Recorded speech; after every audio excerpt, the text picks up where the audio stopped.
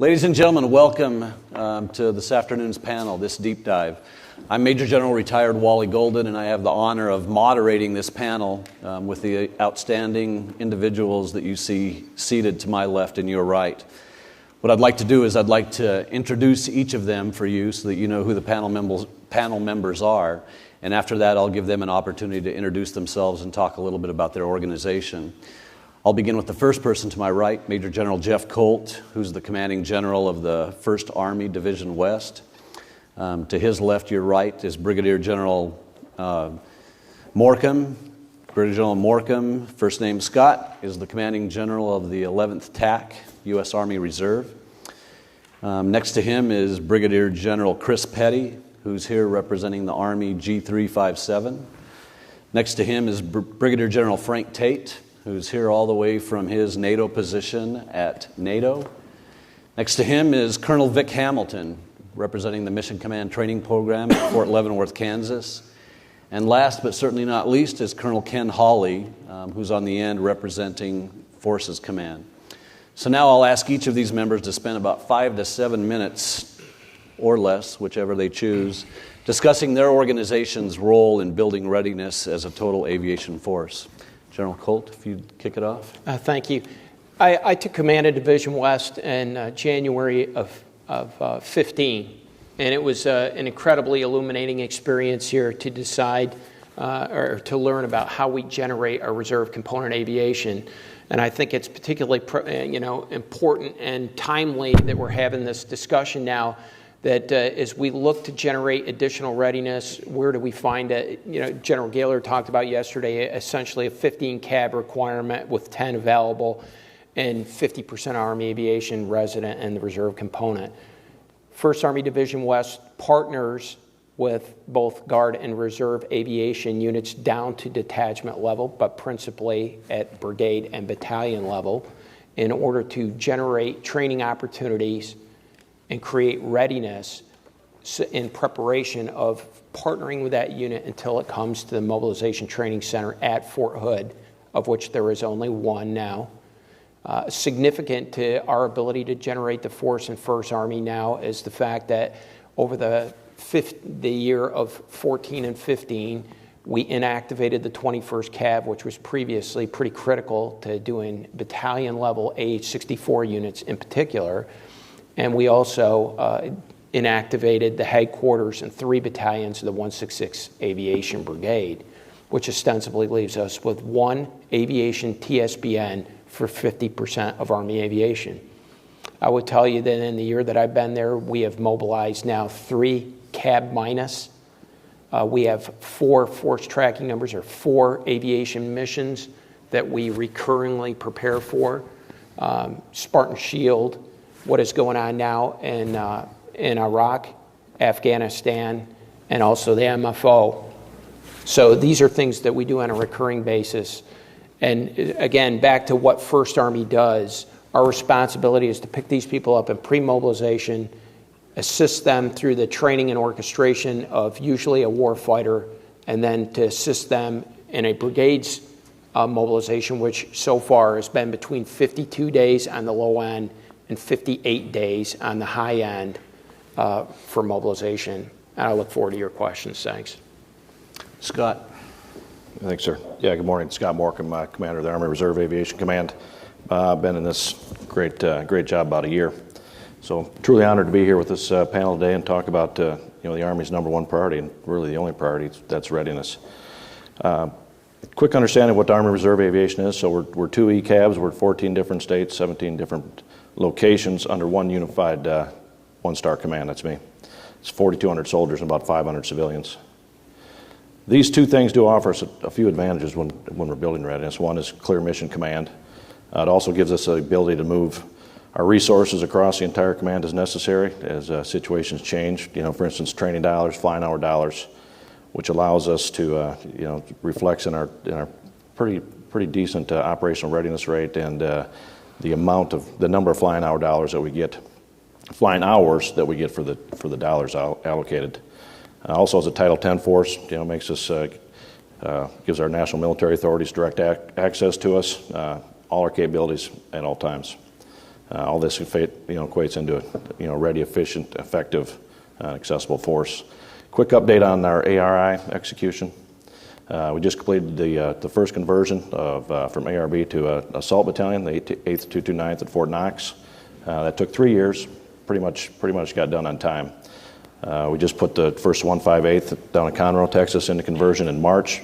That was 6 months early, and that was at the request of our branch and DA leadership. They asked us they needed the Apaches, so we turned in all 24 of the remaining Apaches over a 6-week period, which that was not an easy task for sure.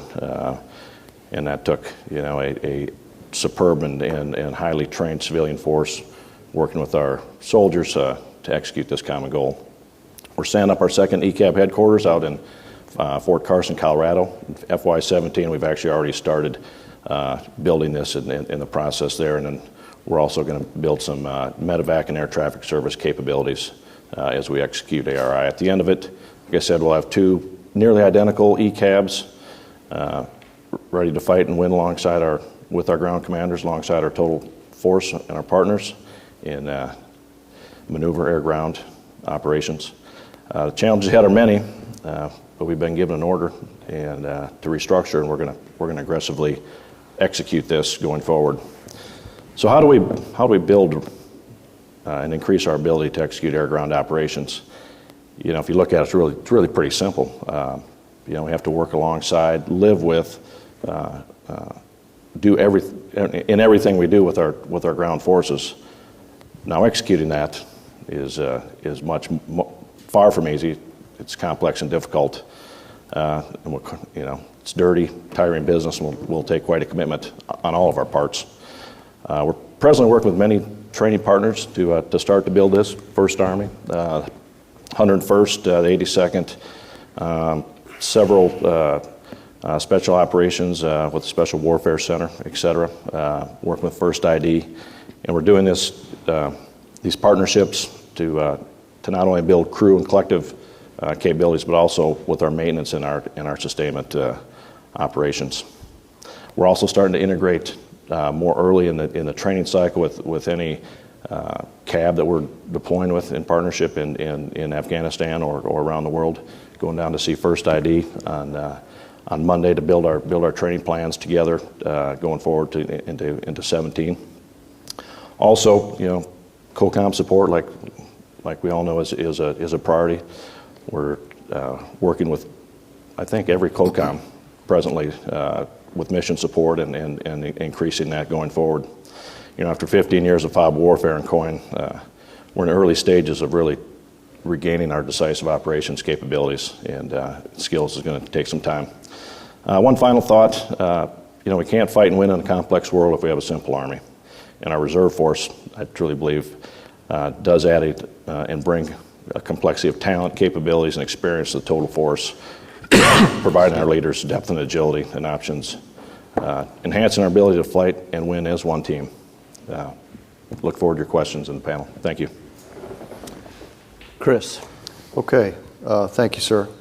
So I'm currently the Deputy OD for General Pyatt, who works for General Anderson in Army G357. So let me just give you a couple of thoughts or perspective on readiness across the Army, aviation in particular.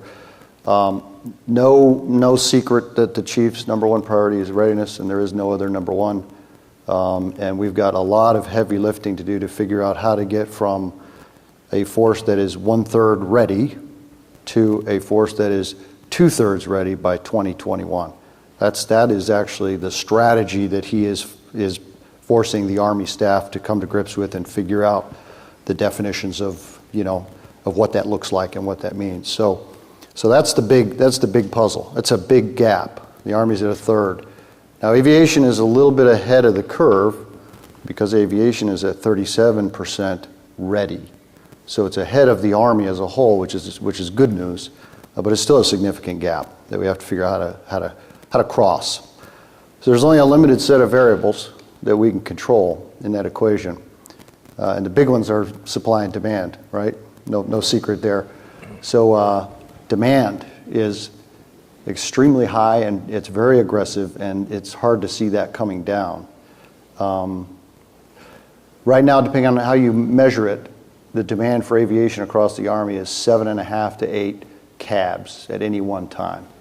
And that doesn't count the internal Army demand of supporting CTC rotations and Pacific pathways and all those internal Army demands. So if you do the math with 22 aviation brigades across the total Army with a demand of 7.5 to 8 at any one time, it's no secret that you have, a one-to-one bogged well that sort of looks like it goes on for a long time. So that's the demand side of the equation. Does demand go down? I mean, we didn't predict, obviously, what is happening now in the Middle East. We thought demand was going to go down. Does Afghanistan demand start to go down in 17 or 18? It's a question. I don't know. That will certainly affect the equation. Modernization demand goes down, so that's a good news story to get maybe some bogged well rebalance in effect. The other side of the equation is supply, or the other big variable is supply. So, there's a lot of talk of creating another cab. Well, your guess is as good as mine if Congress has the appetite to fund such a thing. But that would certainly help the equation. Increased use of the reserve component is a piece of supply. That has its own budgetary challenges and things associated with it that we can talk through if you'd like. But there's already a demand for reserve component in that equation anyway. So there is a path with some of the planned reduction in Afghanistan and some of the planned reduction in the modernization demand that gets the aviation force back into a 1 to 2, close to a 1 to 2 bog dwell balance. So that's some degree of good news. Let me share with you a couple of thoughts on what we've learned about readiness, because we're the repository of readiness reporting, essentially, for the Army. And you may find this interesting. So, again, I said that we're 37% ready. Now, there's only one cab that's fully ready. So it's not I don't want to create a false sense of comfort here. We still got work to do. But remember, we hit a low point of 10% in February 08. So we have come a long way. You may find it interesting that, as I did, that what drives the metric primarily is for the regular Army is equipment on hand, is driving the readiness number for the preponderance of units. And the reserve component is training, which I guess makes some sense. So the S levels are something that we are managing. I know FORCECOM and the G8 have a very active program with equipment rebalance across the aviation force. That will have a positive impact on readiness across the total Army. And then fielding turbulence, trying to get some of that reduced will have a good impact. And so the question is, what do we do about it? So those are some of the variables. What do we do about it? We're not going to change global supply, and we're probably not going to change the demand signals. And we're going to focus on building readiness. Okay, that hopefully some questions come to this panel about how do we build readiness in this environment, because we got some real experts on this panel, myself not included, but guys like General Colt, who have lived this for their entire life, will share with you how to build readiness. But also, I would ask you to all understand and tell your subordinate leaders to understand the readiness assessment system. Not just USR, but some of the changes coming. Objective T is a fairly significant change coming into execution in November, starting on the USR reporting in November, and for the reserve component in January, trying to take some of the subjective analysis or assessment out of the T ratings. That will create its own set of challenges, but we need commanders across the Army to truly understand Objective T and what it means. But I would also encourage everyone to work with subordinate leaders on understanding the importance of USR. You would be amazed in that building how the chief and the vice use USR data and comments to do serious analysis on the Army and the state of aviation. And I'm talking backwards historical analysis and everything to try to find the variables that matter. I mean, the chief has us looking at what does a CTC do to readiness and how long is that sustained post CTC and all kinds of variables. So take the USRs very seriously and try to train your subordinate leaders to do so. So So I'll end on that note and look forward to some good discussion. Thank you. Frank, offer us a NATO perspective. Okay, sir. Of course, I spoke already this morning about aviation in Europe and some of the challenges associated with that. It's all tied to this question of how many cabs we need versus how many cabs we have.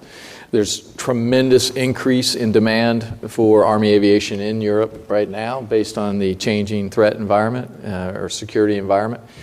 It does not appear that there will be a whole cab forthcoming to be permanently stationed again in Europe anytime in the near future, although that would obviously be desirable. And I think everybody recognizes that's desirable, but we're faced with a fiscal issue more so than an understanding of the requirement issue. For the foreseeable future, that's going to be rotational forces on 9-month rotations. The first rotation at a minimum will be active component. But at some point, I think this is a perfect example of a mission set that we should integrate the reserve component into in a significant way. And the reserve component may even become a part of the equipping solution for that in terms of having a set that stays in Europe. And we can talk about that later about how that could work. But I think it would be a fantastic opportunity for the reserve component and a great way to have the predictability necessary to allow the reserve component to have a steady rotation with long lead time for the preparation necessary. So I think that's almost certainly got to be in our future. To keep the active duty cabs able to go more responsively to somewhere unforecasted, I think that'll help. I also was the FDV chief for managed the Army Aviation's procurement and modernization budget a couple of years ago. So if questions come up about that, I can certainly discuss those challenges that come with that. But the last thing I want to talk about just very briefly is there's a lot of things that big Army needs to work out, like we're talking about how we access all compos and to build readiness and capability. But there's also a lot that still needs to be done just down in our cabs and in our battalions and even at company level. And some of the basics that we all know, but are easier to say sometimes than do, like multi-echelon training. All right. And more importantly, since we're supposed to be talking about how we improve the air-ground, I think one of the biggest problems with the U.S. Army aviation in garrison is empty aircraft. And what I mean by that is aircraft that are flying, and we're out there pretending to do an air assault, and there's no soldiers in the back. How many of you have flown hundreds of air assaults with no soldiers in the back, right? And we have attack platforms and recon platforms flying around that are not talking to anybody on the ground or only talking to some aviation talk somewhere. That's like lighting money on fire and throwing away an incredible training opportunity. Especially in the active component, this should be easy because you reside on a post full of guys that are dying to ride in your helicopter, dying to talk to your Apache as it flies by, even if it's not actually going to shoot anything. It's just a matter of organizing ourselves in garrison to do this, running a regular AMR process just like we run downrange, so that infantry units and other units can put in for that AMR support. Realizing that you can do your regular aviation RL progression training and all of that while you're carrying out most of those mission sets. And if you have to do emergency training and whatnot, you do that once you've dropped the infantry off. Just like we do downrange, train as you fight. So we need to restructure ourselves in garrison to always operate air-ground integration. Not just talk about it, but literally, the infantry needs to go to the range. Why can't I do an air movement for them out to the range? As long as they put in the AMR, 96 hours, whatever your division standard is going to be, implement it and run it all the time. We've experimented with things like giving BCTs terrain that they're responsible for, and they maintain a TOC as well for their own training. And then when you fly through their AO in the training area, you call their TOC. And it keeps us in this constant world of talking to the ground, flying people on the ground, crew chiefs giving briefings on how to enter and exit aircraft, all those things that you start to take for granted when you have these constant rotations. We're going to lose those skills if we don't bring them back home to garrison. That's all I have. Thanks, Frank. Vic, share with us what Mission Command training program at Fort Leavenworth is seeing. Thanks, sir. Welcome and good morning, everybody. The Mission Command training program, as it was designed, takes a look at staffs from the brigade level, multifunctional brigades, all the way through potentially the corps level, depending on what it is you're taking a look at. They generate some type of exercise to be able to track those skills that we think are required, addressing a lot of the skills that General Tate just mentioned. So briefly, I'll give you a quick example. My portion is to look at combat aviation brigades and DIVARDIs and some other multifunctional brigades, and we have a habitual relationship with the Fire Center of Excellence as well as the Aviation Center of Excellence. But briefly, if I may, I'd like to get at what General Tate just said, because that's really my area of expertise on this panel. We need to talk about probably priority and repetition when it comes to developing our training plans. And I'll give you a perfect example.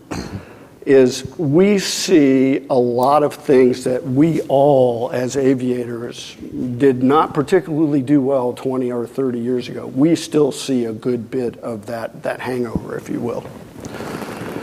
And what we have found over time is that if we look at someone's near, short, and long-term training plan, whether that's at the division level all the way down to the company, if you take a look at it, you're going to see a lot of prioritization questions you would ask yourself.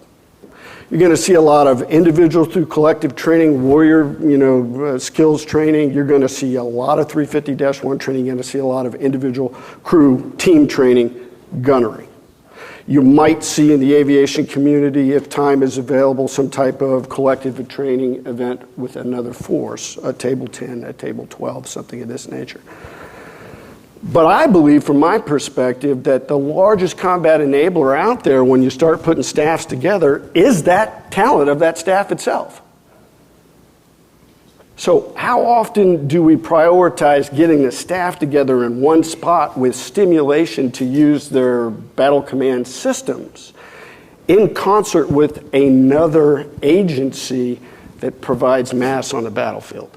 And I think what you'll find is, and I apologize if I'm out of line, that we fly really good.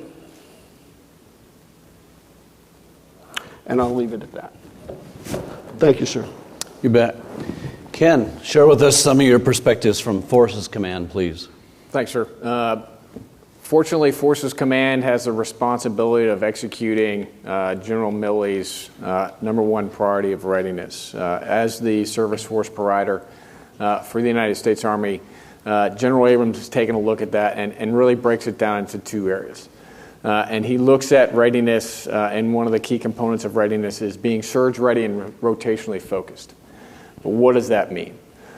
Getting at the rotationally focused portion first, that's our known requirements and our emergent requirements, our OFS, our OIR, Iraq, Kuwait, Europe, Korea.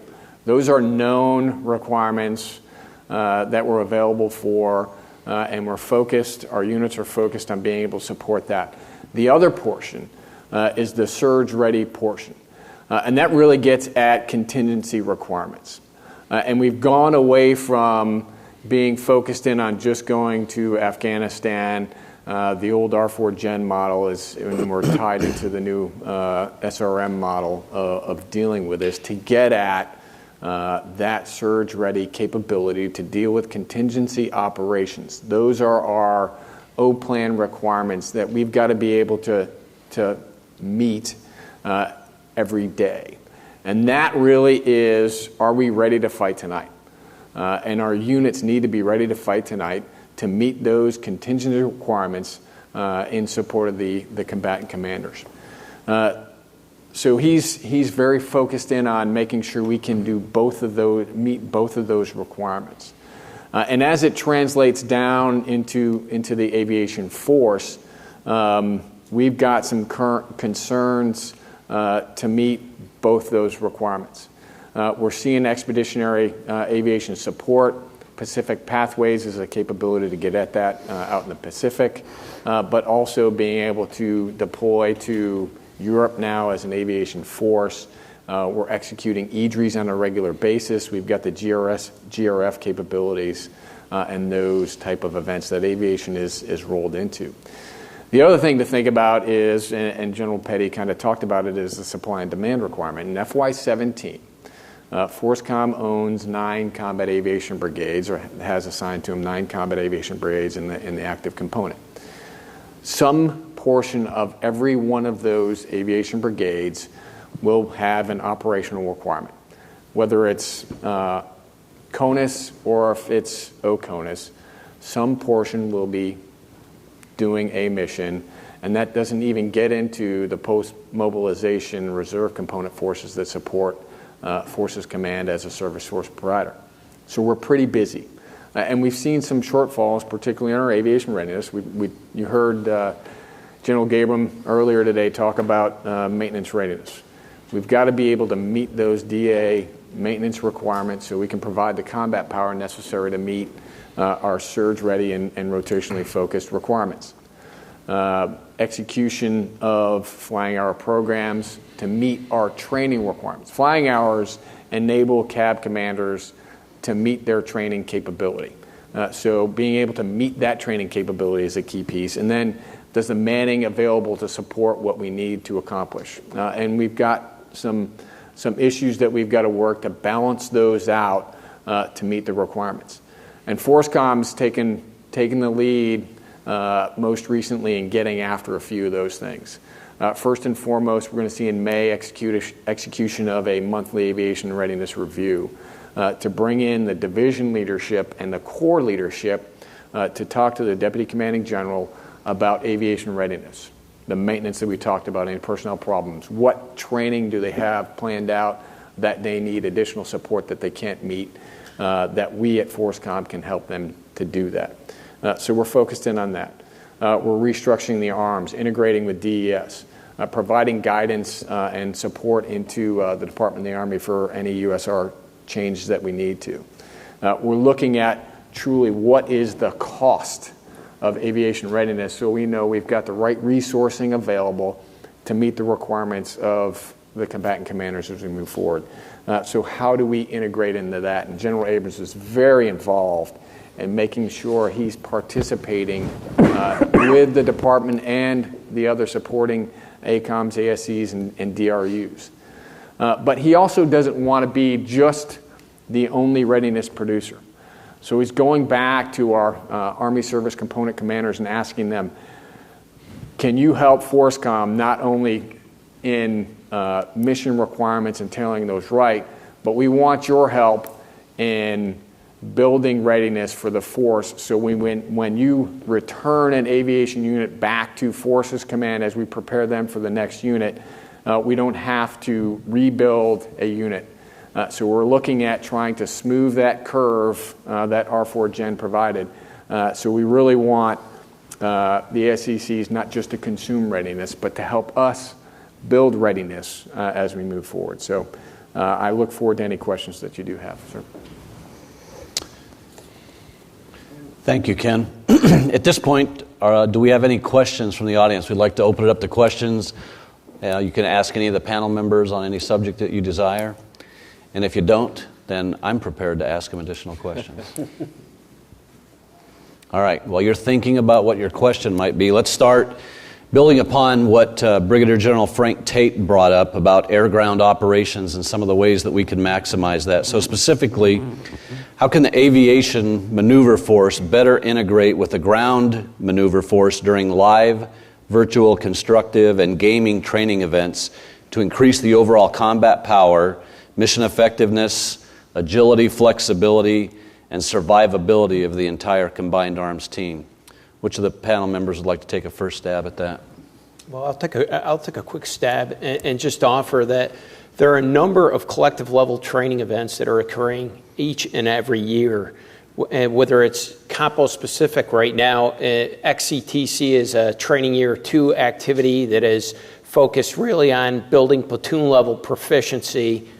And then in the compo 3, First Army also sponsors a number of WAR-X and CSTX exercises where too often there are plenty of maneuvering ground forces and a dearth of aviation assets. But what I would talk to as well is gaining access to those through the TSWIG or ASARC process run by First Army and FORSCOM respectively.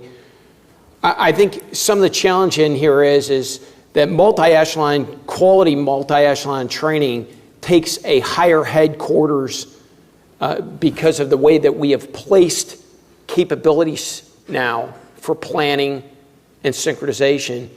And as a result of that, when we see small elements come out to an exercise, which is a relatively rare occurrence, they don't come with maintenance, they don't come with a battalion headquarters, they don't come with a brigade BAE, so it's being able to exercise the entire aviation capability from BAE to the actual executing tactical flyer. I think there are plenty of opportunities there. I think there are more opportunities right now in training year 1 brigade war fighters, particularly for the National Guard, for aviation units to become involved as a training audience. And as a result of that, I think it gets back to these quarterly and semi-annually scheduling conferences that both First Army can assist in facilitating reserve component aviation to get into. Yeah, I can address it down on the far side as well from FORSCOM's perspective. There's a couple of things that we're doing to get after this. First, training guidance from General Abrams is pretty darn clear. Any company level or higher BCT live fire event will include Army Aviation. So that's step one. The problem with that is it's typically team involvement, which we're seeing at the CTCs as our BCTs are trained at the team level. They know how to employ teams of Army Aviation elements, whether it's 2 Blackhawks, 2 Chinooks, 2 Apaches. We've got to expand that as we take a look at subsequent training guidance coming from General Abrams is integration of aviation task forces, company and battalion, with those BCTs as they execute their battalion and BCT level missions. So the aviation leadership is training the BCTs in addition to just them learning how to employ teams, and hopefully we'll see some changes to CTCs. And that's coming out, that's going to be codified in some CTC training directives that will be out there.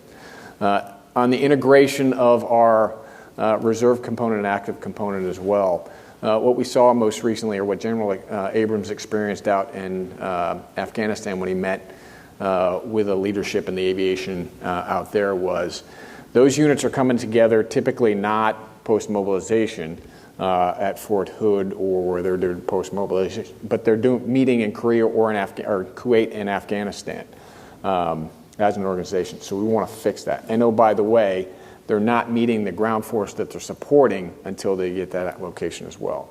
So we want to make sure that, number one, the aviation organizations, reserve component, active component, whether AC is the higher headquarters or the RC is the higher headquarters, they are intimately involved from the get-go with train-up. And they learn each other and they learn each forces. That will not only reduce the risk of those organizations, but build the total force that we're looking for. The second piece is working with the ground force that we're going to support in the pre- and post-mobilization period for not only for all the aviation forces, and getting those organizations together, not only to meet each other, but train together. So that's some of the things we're trying to work through with FORSCOM. Yeah, one other thought on that. So as we go forward, if we're going to find a cost-effective, time-effective solution to increase our level of readiness collectively, we're going to have to get better at integrating home station operations into the exercises, through distributed ops, main command post forward. For instance, Fort Knox has the greatest training areas in the country to move our aircraft from Fort Knox to go to another exercise and all the associated assets where there's probably not as good of facilities available. I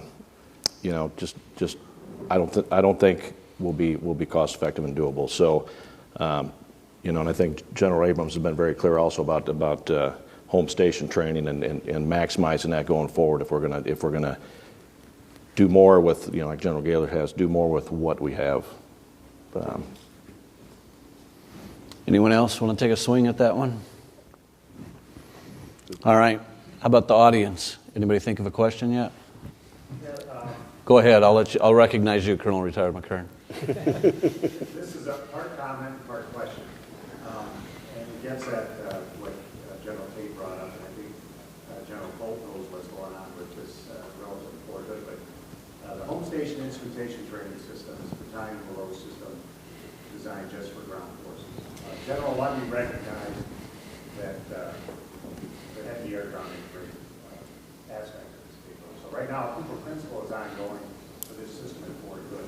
Within this calendar year, it's supposed to be finished up. It's pretty basic. It's going to demonstrate that we can bring these systems together so that at least the ground maneuver, the time well, you can integrate it with aviation and have real-time casualty assessment. That's a positive note. General Lundy fought a pretty good battle with TAC to get that done. And if this, of course, works, it's going to be a capability elsewhere. So it gets at flying empty helicopters, getting together with the ground maneuver brothers and doing combined air-ground integrated operations at the battalion level below. The challenge with that is I don't think commanders have recognized the capability they already have with TACs. Tactical engagement simulation system, or Apaches, there's 5 of these battalion sets in CONUS and 2 CONUS, really don't get leverage for home station training. They're really just strapped on at NTC or JRTC or over home calls for use. So I think a lot of it is recognizing what you have. General Tate, you use that system in your MRE. Right. You actually borrowed it from JRTC for an over for your utility cargo aircraft. So, as an enterprise, you have to look at one is we already have a system for Apaches. It works. And we got to get the word out to commanders that it's there to be used. The other aspect is that we have utility cargo systems at the CPC, so you can do that air assault, get high fidelity feedback, be able to be killed on the battlefield at the home station training environment, and really start getting at that home station piece. Because we've heard it talked about a lot. We know on-tempo obviously affects that. But we do have some systems, that can be expanded to really make it a high fidelity air-ground integrated home station training. So that's my comment. I don't know what my question is, other than some of it is education for folks in the audience that maybe don't even know that they have that stuff. I think the greater point, though, really is unit training management at echelon. And what you've described, though, is even the simplest collective training really requires the attention and resources of the next higher echelon. And right now, I don't think we're lining our training up in that manner to be able to facilitate the training. A key point as well, too, is we go to objective training, we acknowledge that it requires an external source to look and evaluate TEOs. That, it's still the commander himself that becomes the discriminating judgment on whether he accepts, rejects, or modifies those outcomes. But what we have to do is be training to discernible, objective, measurable yes or no's, as opposed to just going out and simply doing iterations. I would be cautious about directing, for instance, iterative STX in order to compel us toward more collective training. But I think it may get to that in order to come and establish the necessary priorities. I realize I'm off your point now. But in order to get us out of some of the other ancillary sort of training or 350-1 type requirements, if you have to be able to launch 2/3 of a company and you have to be able to do that and recover it, it's going to naturally start to prioritize your use of time and the resources, whether that be AVOM or AVIM, I believe. So. I just want to comment back relative to that. The Army's already resourced the mechanics of this. We're a warfighter focused contractor, and good money, our tax dollars going to people that are supposed to install equipment and train operators on to use it. And most of those guys, again, I'm not associated with them, but I see it as an outsider looking in. They're twiddling their thumbs, and they're not, whether they're required to or not, they're not aggressively engaging leadership within the division saying, we got this stuff out here, we can put it on your aircraft, we'll do all the work putting it on, we'll teach you how to use it, and you can go out in your backyard and really fire miles at a real target and get feedback and have it on a common operating picture and then have an actual scenario that overhead-wise from a mechanic to put it on, the people are being paid to do it right now. And they're basically doing other jobs because they're not being tasked. I think it's an excellent point, and I think if it helps sustain gunnery skills or does something like that, because, again, back to Objective T, being able to achieve our gunnery aim points are going to be critical. So I think you're absolutely right. There are opportunities to train with the systems and sustain in a more active live environment like that. Absolutely. And if I can just add to what you said, again, multi-echelon training and home station training that closer approximates, it won't replicate entirely, but closer approximates what you can do at the CTCs. We absolutely have the ability to do it. We just don't. It's a lot of work. You have to start well in advance, developing your mill, developing your whole scenario, creating your own white cell out of hide at the brigade if you're doing it at brigade level, ideally even division, helping with that. Getting OPFOR from a sister infantry battalion, great experience for them, by the way, especially as we start preparing for near-peer competitors. And this OPFOR has to learn how to camouflage itself and whatnot from an aviation threat. Utilization of these great systems that already exist in some cases on your post and are Army available. Another system that we had during our MCE to get to that constructive piece allowed the OPFOR to wear something that looked like a Miles vest, but what it actually did was generated an icon into a total simulation world, same terrain. So your UAS operators are using their normal control station, and they see the real life OPFOR walking around the ground, even though there's no actual UAS. And then they pass that to one of your Apaches who flies to that grid on the real Earth, and there's a real person there, a real OPFOR. So these systems are out there that allow you to much more closely replicate the kind of great experiences you can get at a CTC, and especially if you're somewhere remote like Hawaii or Korea or whatever, at substantially less cost than trying to move an aviation brigade to the National Training Center. But you're right, we have to use it, and we have to know it's out there. And now JPMRC is out in Hawaii, and it's been Right. checked out last week for air integration to the ground, so the next portal system, I think, is going to last us this summer for training event for getting to air ground integration training. Great point. Anybody top Colonel McKern's question? Go ahead.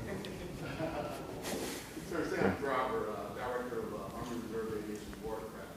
You know, I think from Combo 3 perspective, and I can't speak for Combo 2, but I would say it would probably be in full agreement as well, is that there is a significant appetite to increase total force integration, support of between combos, across combos. You mentioned it earlier, General Bay referenced the fiscal requirements that come along with that as well.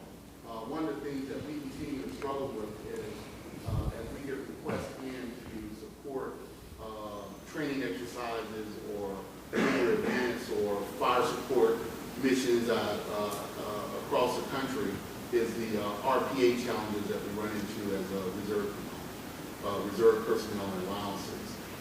From our perspective, I think there needs to be a plan from the big Army perspective that sort of captures those and palm those requirements for those particular pots of funding. Some of the missions we can support, but we're going in and putting training dollars to support those missions. And I just want to throw that out to see if that's something that's being discussed within the building. Yeah, it is being discussed, and it's a source of great debate and staff work in the building right now. And I certainly won't get ahead of the chief on anything, or General Anderson. So I will just say that the desire from senior leaders across the Army is to increase 12304 Bravo funding, which is really what you're talking about, to access in a predictable, programmed manner access to the reserve component, so we can all plan for it. And so but it's a budget question. So the G8 has a different opinion than the G3, and because it's okay, Chief, what choices do you want to make? It always comes down to money, and but I would say that the good news is the total Army is waking up, I think, to the use and the need for 12304 Bravo, and I know General Anderson's request, I can at least say that, is for a higher level of 12304 Bravo to get the reserve component more involved in some of these rotational missions as well. So I think it's heading in the right direction. Sir. Jack Parker from FORSCOM. I'd like to follow up on that. From our perspective at FORSCOM as a force provider, we're trying to leverage Compo 2 and 3. As it was noted earlier today, 80% plus of COCOM requirements are filled with EAC.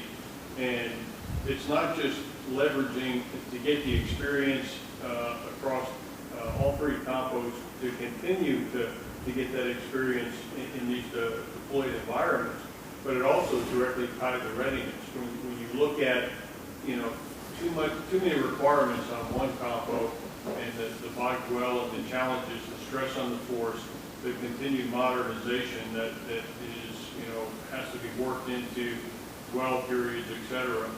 We really need to have greater flexibility because, oftentimes there are requirements, and to General Tate's point, we would love to use Compo 2 and 3 in the UCOM AOR, but our hands are tied from a fiscal perspective, and we've got Compo 2 and 3 that would love to do that mission. And so we really, really as an Army, need to approach it from that perspective. I know there's a fiscal perspective of it, but it's also about the readiness across all three compos and balancing the experiences and leveraging the right force and the right AOR so that we're, as a complete total Army, we've got the right experiences.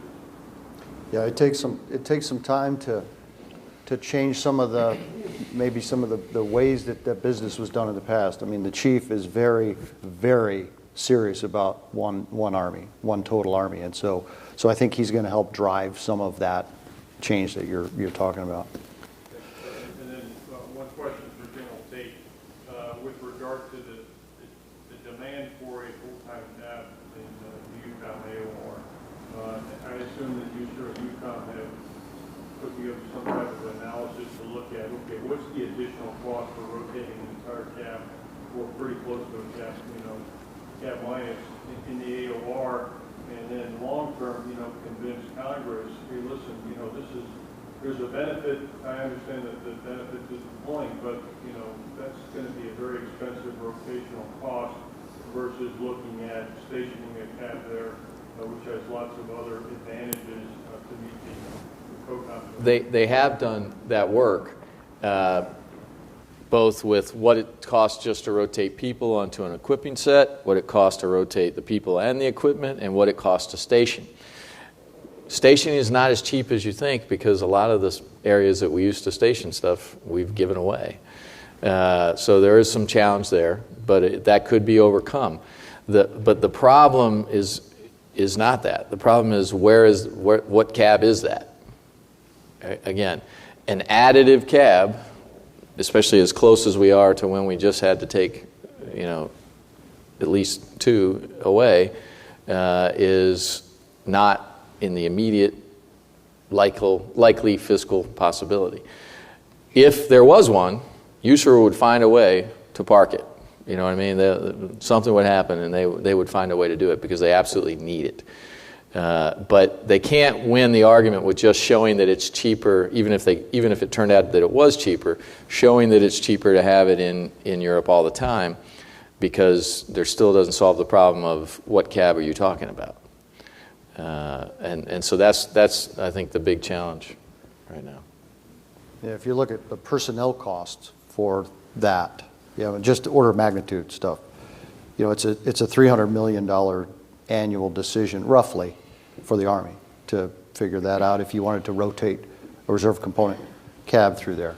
And so, they're pretty significant dollar amounts that are trade-offs required. So, I think there's very important to this conversation about resourcing and how much money and getting the reserve component in is the work that was recently done with General Mangum and John Lindsay and the rest of the team to really try and figure out what is the truth of the money. Where is the money? How does it get employed? Where do we have gaps? What does it really cost to take an average reserve component battalion of type X, Y, or Z from where they sit today and get them to a level that you would be able to utilize them? How long would that take? So I haven't seen all the work yet, but I know that that was a focus of what they looked at. But you have to know those things before you can make an assessment of what makes sense. If you maintain a guard unit at full readiness all the time, then it's not any cheaper than an active unit. So you have to find out what is affordable and doable. And I think that they've certainly started heading down the right road with understanding that. And so we can make, as a total Army, better decisions about how we use the limited resources. All right, I have another question if no one else does. Let's talk about organizational design for a second. How can Army aviation formations, brigade, battalion, squadron, company, be best optimized to gain and maintain situational understanding through action while possessing the mobility, adaptability, simultaneity, depth, and endurance to dictate the terms of operations? Anybody want to take a stab at that? Organizational design? Talked about it a little bit in terms of, I think it really gets after some of the active reserve component integration that you've talked about for some of these deployments that are coming up, where we're taking, companies or squadrons or battalions and integrating them as part of a cab. Okay.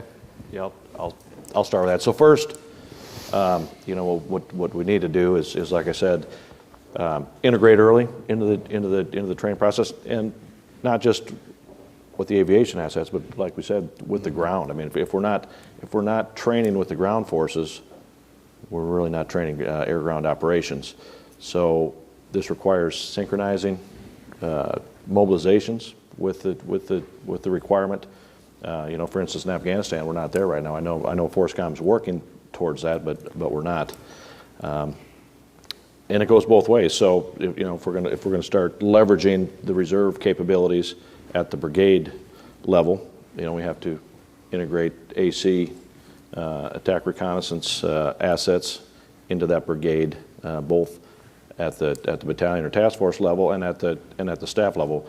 We're going to maintain some level of expertise in that mission, just because we've just divested our 2 battalions. But the fact of the matter is, over time, we're going to lose some of that, and then we got to find ways to keep that capability going forward. I would like to add, just as a large theme to keep in mind, there's no escaping the fractionalization of Army aviation. It's a reality. We're never going to kind of grab the beast and put it all back together. I think we just have to accept that reality. And so in that world that we live in, regular Army, Guard, or Reserve, we've got to maintain the modularity that we began to build into our system years ago. Because, from personal experience, I plugged a GSAB into General Colt's 159th in Iraq when business was good. And, we didn't miss a beat. And I unplugged that same GSAG out of Tim Eden's 12th cab, right? 12th cab, yep. And we didn't miss a beat because we really were modular. So even a Guard battalion looked the same, act the same, and that modularity, I think, in the world of fractured aviation is just crucial. So I would hate to deviate from that model. I don't know if everyone shares that view. So I think we've also got to be very careful about as we look at sustainment efficiencies against operational necessities, and as we translate that also into our objective T standards that are focused in on the non-modular organizations to assess what a true ARB HARS Assault Battalion GSAB is. It's focused in on that organizational design versus many of our operational necessities of being able to execute task force operations. So those are some of the key balancing acts that our cabs and divisions have to be able to do, while we at the higher headquarters have to understand, and really, hopefully our leadership will make the right risk decisions based on what that balancing act is. John, why don't you share a couple of your views, given your upcoming mission to Afghanistan? Of course, we're not optimally organized to execute our assigned mission. We have 2 assigned missions right now. We're the nation's DSERV Aviation Task Force, and our organizational design does support that. In fact, it's a GSAT plus, and I think 3 corps got an initiative where we're hopefully going to get that back into a GSAT being more modular generally. And of course, we're heading to Afghanistan soon, and we had to reorganize, as we've done now for years, into aviation task forces, none of which are right now organized how we're going to fight. We're missing some of our key teammates, our National Guard and Reserve partners who are on a different mobilization schedule. So even our task forces, as we organize for combat with an order, are not yet fully formed. It won't be until MTCAD minus 30. something where we shake hands that we're good and see each other. We're doing some of that work, and we're trying to meet the Force Ground Commander's intent.